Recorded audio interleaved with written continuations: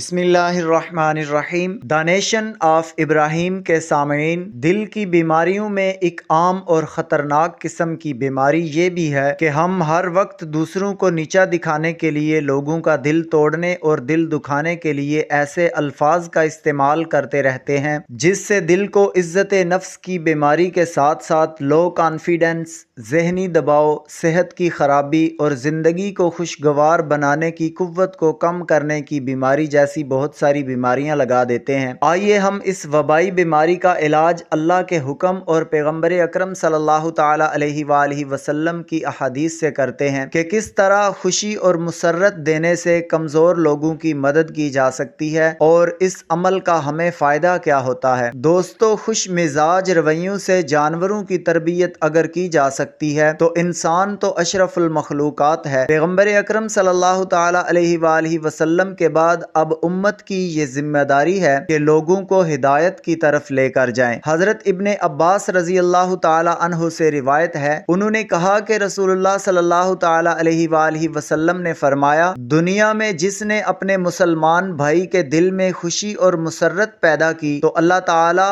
اس سے ایک فرشتہ کو پیدا فرما دیتا ہے جو اس مسلمان بندے کو مختلف تکلیفوں اور بیماریوں سے بچاتا رہتا ہے، اور جب قیامت کا دن ہوگا تو وہ رفیق فرشتہ اس مسلمان بندے سے کہے گا، خوف نہ کرو، ڈرو نہیں۔ یہ سن کر وہ مسلمان بندہ اس فرشتے سے پوچھے گا، تم کون ہو؟ وہ کہے گا، میں وہ خوشی اور مسرت ہوں جو تم نے اپنے مسلمان بھائی کے دل میں اپنے رویے سے پیدا کی تھی۔ نبی اکرم صلی اللہ تعالی علیہ وآلہ وسلم کی ایک اور حدیث میں اس طرح بیان کیا گیا ہے کہ مسلمان کے دل میں خوشی اور مسرت کا پیدا کرنا 60 سال کی نفلی عبادت سے بہتر ہے۔ حضرت عبداللہ بن مبارک رحمۃ اللہ تعالی علیہ کی زندگی کا ایک واقعہ ہے کہ آپ نے بازار میں 40 درہم کا ایک گھوڑا بکتے دیکھا تو آپ نے پوچھا، یہ اتنا سستا کیوں ہے؟ کسی نے کہا، اس میں کئی بری عادتیں ہیں۔ پوچھا، وہ کون سی عادتیں ہیں؟ آپ کو بتایا گیا کہ یہ دشمن کے پیچھے دوڑتا نہیں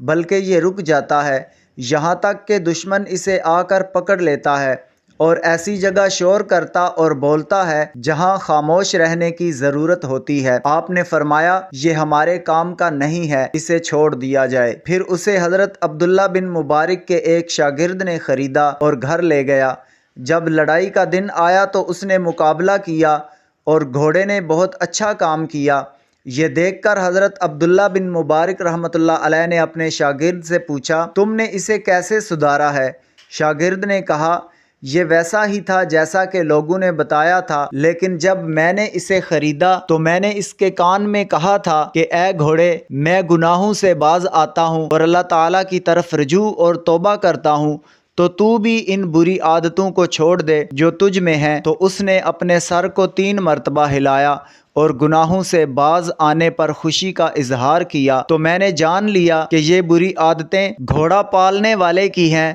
نہ کہ گھوڑے کی ہیں، اس لیے کہ کافروں کا گھوڑا اپنے مالک پر لعنت کرتا ہے جب وہ اس کی پشت سے اترتا ہے، اور یہی حال ظالم گھڑ سوار کا ہے، کیونکہ اللہ تعالیٰ نے فرمایا، الا لعنت اللہ علی الظالمین، جب اس کا رب اس پر لعنت کرتا ہے تو ہر چیز اس پر لعنت بھیجتی ہے۔ اسی طرح گھوڑا بھی اپنے مالک پر لعنت بھیجتا رہتا ہے جب کہ وہ بندہ کافر، ظالم، منافق یا متکبر ہو۔ دی نیشن آف ابراہیم کے سامعین، اس سے معلوم ہوا کہ اگر جانور اپنے مالک کی خوشی کے سبب خوش ہوتے ہیں اور اپنے مالک کی تابعداری کرتے اور اس کا کہنا مانتے ہیں تو ہم انسان کیوں نہ اپنے رب کا حکم مانیں اور اس کے بندوں کو خوشی اور مسرت دے کر میدان محشر کی پریشانیوں اور تکلیفوں سے بچ سکیں، اور یہ خوشی اور مسرت قیامت کے دن رفیق فرشتہ کی صورت میں بن کر آئے گی اور وہ اپنے کرنے والے کو تھام لے گی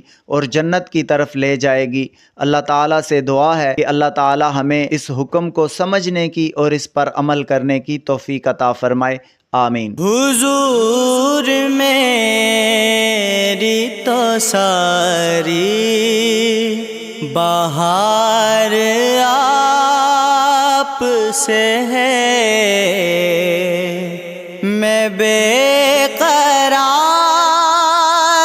تھا، میرا